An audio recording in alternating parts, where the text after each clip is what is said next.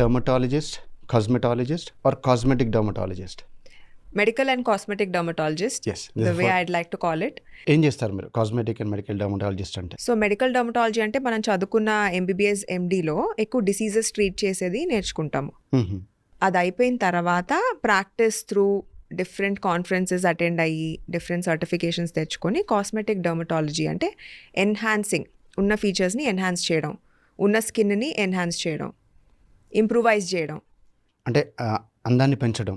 అవును, అంతేనండి. ఇంకా అట్రాక్టివ్గా ఇంకా అందంగా కనిపించేటట్లు చేయడం పేషెంట్స్కి. ఎస్, అందంగా లేని వాళ్ళని అందంగా కనిపించేట్టు చేసేది మీ ప్రతి జాబ్. మనిషిలో అందం ఉంటుంది, దాన్ని ఇంప్రూవ్ చేసే పాసిబిలిటీ ఉంటుంది. సో అది మా మెయిన్ వృత్తి. మీ వృత్తి. ఫైన్. అందం అంటే ఏంటి చెప్పండి? అందం అంటే అట్రాక్టివ్గా కనిపించడం, పక్కన వాళ్ళు చూడంగానే మళ్ళీ చూడాలి అనిపించడం. అది నా ఎక్స్పీరియన్స్లో ఎవరైతే అందం గురించి ఆలోచిస్తారో, అందాన్ని వర్ణిస్తారో, చూసే కొద్దీ చూడాలనిపించడాన్ని అందం అంటారనమాట. ఎలాంటి వాళ్ళని చూసే కొద్ది చూడాలనిపిస్తుంది అండి? మెన్ అయినా విమెన్ అయినా వాళ్ళ ఫీచర్స్ అంటే జుట్టు బాగుండాలి, స్కిన్ బాగుండాలి. ఇద్దరికి, అమ్మాయిలకి అబ్బాయిలకి, అమ్మాయిలకైనా అబ్బాయిలకైనా. ఫీచర్స్ అంటే కళ్ళు, ముక్కు, మూతి ఇవి బాగుండాలి. ఓవరాల్ పర్సనాలిటీ చూడంగానే అట్రాక్టివ్గా అనిపించాలి. At the same time built, వాళ్ళని వాళ్ళు ఎట్లా పోర్ట్రే చేస్తున్నారు, ఎలాంటి టాపిక్స్ మాట్లాడుతున్నారు, ఎలా నడుస్తున్నారు, ఎలా డ్రెస్ అవుతున్నారు, వీటన్నిటి వల్ల ఒక మంచి అందంగా కనిపిస్తారనమాట. నాట్ జస్ట్ వాళ్ళు పుట్టినప్పుడు ఎలాంటి ఫీచర్స్తో పుట్టారు అదొక్కటి కాకుండా వాళ్ళని వాళ్ళు ఎలా ప్రెజెంట్ చేసుకుంటున్నారు కూడా ఇంపార్టెంట్ అని నా ఫీలింగ్. ఫైన్. కానీ మీరు అన్న బిల్ట్ అంటే బేసిక్గా అబ్బాయిలకి మంచి బిల్ట్ ఉండాలి, అమ్మాయిలు కూడా ఉండాలి. అమ్మాయిలు కూడా పొడుగ్గా ఉండాలి, మస్క్యులర్గా ఉండాలి, ఫిట్గా ఉండాలి. రెండు జెండర్స్కి సేమ్ థింగ్ ఈజ్ అప్లికబుల్. ముందులాగా అమ్మాయిలు అంటే సన్నగా ఉండాలి అలా లేదు ఇప్పుడు. అమ్మాయిలు కూడా మంచి ప్లేయర్స్ అయి ఉండాలి, స్పోర్ట్స్ ఆడాలి, మంచి మస్క్యులర్ బిల్డ్ ఉండాలి. సరే, అమ్మాయిలు ఒక అబ్బాయి అందంగా ఉన్నాడు అంటే ఏం కేటగరైజ్ చేసి ఆవిడ అందంగా ఉన్నాడు అంటారు? సేమ్ వే అబ్బాయిలు కూడా ఒక అమ్మాయి అందంగా కనిపిస్తుంది, అందంగా ఉందంటే ఏం ఫీచర్స్ చూడాలి? Stop that, baby. Yeah. It's easy peasy. ఆవిడ అందంగా ఉన్నాడు అంటారు. సేమ్ వే అబ్బాయిలు కూడా ఒక అమ్మాయి అందంగా కనిపిస్తుంది, అందంగా ఉందంటే ఏం ఫీచర్స్ చూడాలి? సో జనరలైజ్ చేయాలి అంటే మాకు ఎక్కువ పేషెంట్స్ వస్తారు, వాళ్ళు ఎక్స్పోజ్ అవుతారు ఇలాంటి విషయాలు. ఎవరైతే అందంగా కనిపిస్తున్నారు, డాక్టర్ ఇలా తెల్లగా ఉండాలి, అబ్బాయి తెల్లగా ఉంటే అందంగా ఉన్నాడు, అమ్మాయి తెల్లగా ఉంటే అందంగా ఉంది. సో మన వాళ్ళకి ఏంటి అంటే ఈ సెకండరీ ఫీచర్స్ అన్నీ అవసరం లేదు, కాంప్లెక్షన్ ఒక్కటి తెల్లగా ఉండాలి, అది ఉంటే అందంలాగా అనమాట. మన తెలుగు వాళ్ళకి తెల్లతోలు పిచ్చి కదండి, తెల్లగా ఉంటే సరిపోద్ది అంతే. అంటే మన సౌత్ ఇండియన్స్ అందరికీ ఏంటంటే మన అందరం కలర్డ్ స్కిన్, కొంతమందిది లైట్ బ్రౌన్, కొంతమందిది డార్క్ బ్రౌన్. మనం జెనెటిక్గా మన మేకప్ అలా ఉంటుంది. మనోళ్ళకేమో తెల్లగా ఉంటే నచ్చుతుంది, ఎక్స్ట్రీమ్గా తెల్లగా ఉండే కాకేషియన్స్కి ఏమో కలర్డ్ స్కిన్స్ నచ్చుతుంది. అంటే యూరోపియన్స్, అమెరికన్స్కి, స్పానిష్ వాళ్ళు, మన లైట్ బ్రౌన్స్ స్పానిష్ వాళ్ళ స్కిన్ కలర్ మ్యాచింగ్. సో కాకేషియన్స్కి ఏంటి అంటే ఆ కలర్డ్ స్కిన్ అంటే ఇష్టం, వైట్ పీపుల్కి ఇలాంటి కలర్స్, బ్రౌన్స్ అంటే ఇష్టం. ఎస్. సో దూరపు కొండలు నునుపు అంటే ఇదే.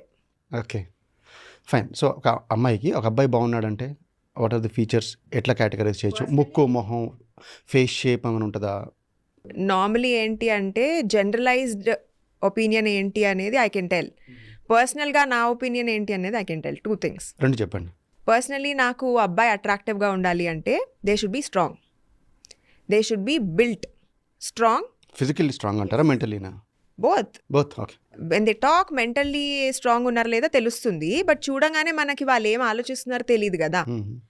చూడంగానే ఏంటి అంటే even if we think about way back, మనం యానిమల్స్లో ఒక పార్ట్గా ఉన్నప్పుడు, if human beings are also kind of animal. విమెన్కి మెన్ ఎప్పుడు అట్రాక్టివ్ అనిపిస్తారు? When you feel a sense of security. How will you feel a sense of security అంటే if they are strong enough to take care of you. So that is my personal thing and for me it's very important. వాళ్ళ features కంటే how they are presenting themselves. అంటే అదే polite, are they talking nicely, are they cultured, well cultured. అంటే వాళ్ళు ఎలా పెరిగారు అనేది వాళ్ళు మాట్లాడే తీరుని బట్టి, వాళ్ళ బిహేవియర్ని బట్టి తెలుస్తుంది అనమాట. దానివల్ల అందం వస్తుంది అంటారు. దానివల్ల అందం వస్తుంది. చూడంగానే అందంగా ఉన్నా లేకపోయినా ఒక 2 sentences మాట్లాడిన తర్వాత, ఒక 1 hour వాళ్ళతో టైం స్పెండ్ చేసిన తర్వాత విల్ బీ అండర్స్టాండింగ్ అనమాట. ఎట్లా వాళ్ళు are they going to be good people or not. Features wise అండి, ఫేస్లో మాత్రం చూస్తే వీళ్ళు అందంగా ఉన్నారు అనడానికి దానికి ఏమైనా పారామీటర్స్ ఉన్నాయా? కళ్ళు ఇట్లా ఉంటే, ముక్కు ఇలా ఉంటే. సౌత్ ఇండియన్స్కి అయితే కళ్ళు పెద్దగా ఉంటే, ముక్కు షార్ప్గా ఉంటే, అంటే అమ్మాయిలకా అబ్బాయిలకా? ఇద్దరికి ఇద్దరికి. ఇద్దరికి అమ్మాయిలైనా అబ్బాయిలైనా కళ్ళు పెద్దగా ఉండేవాళ్ళు, ముక్కు షార్ప్గా ఉండేవాళ్ళు, జా లైన్ షార్ప్గా ఉండేవాళ్ళు. ఈ మధ్య అందరూ జా లైన్ మీద పడ్డారు. జా లైన్ అంటే ఇది షార్ప్గా ఉండాలి, హృతిక్ రోషన్ లాగా. సో అప్పుడు అట్రాక్టివ్గా కనిపిస్తారు అనమాట. షార్ప్ అంటే ఇట్లా షార్ప్ జా లైన్ అంటే it is very well defined. బోన్కి హగ్ అయి ఉంటుంది అనమాట స్కిన్. ఇట్లా బోన్కి హగ్ అయ్యేసి డెఫినేషన్ తెలుస్తుంది. So why people are behind jaw lines, if you see back in the day, Samantha didn't have a very sharp jawline. Now she has a chiseled sharp jawline. Atla most people are working towards that. It can be corrected. అంటే మనకి rounded jawline వచ్చింది అనుకోండి, మనం దాన్ని షార్ప్గా చేసుకోవచ్చు. దానికి మనం ఫిల్లర్స్ వాడుకోవచ్చు, ఇంప్లాంట్స్ వాడుకోవచ్చు. ఎలా అంటే ఒక నగ కొన్నట్లు ఇప్పుడు జనాలు they are investing on their jawline అనమాట. They want to spend to get the best jawline. ఒకప్పుడు ఉండేది కాదు కదా మీరు అన్నట్టుగా, ఈ మధ్య స్టార్ట్ ఉండేది కానీ ఇంత ఆబ్వియస్గా ఉండేది కాదు. బికాజ్ ఇప్పుడు ఏంటంటే ఈ కాస్మెటిక్ క్లినిక్స్ ఎక్కువ అయిపోయాయి కాబట్టి జనాలకి యాక్సెసిబిలిటీ ఉంది. అండ్ ఎడ్యుకేషనల్గా కూడా డాక్టర్స్ చాలా ఎక్స్పోజ్ అవుతున్నారు. ట్రెండ్ మారుతూ ఉంటుంది. ఒకరోజు ఏంటి అంటే ఐబ్రో షేప్ ఇలా ఉంటే బాగుంటుంది, ఇంకో రోజు ఐబ్రో షేప్ ఇలా ఉంటే బాగుంటుంది. బెల్లా హదీద్ ఐబ్రోస్ ఇలా ఉన్నాయి ఫ్రమ్ ద వెస్ట్. మన యాక్టర్స్ కూడా కెండాల్ జెన్నర్, బెల్లా హదీద్ వీళ్ళని చూసి మన జెన్జీ వాళ్ళు దే నో ఇది ట్రెండ్, మనకి ఇలా ఉండాలి, doctor I want my eyebrows like బెలాస్.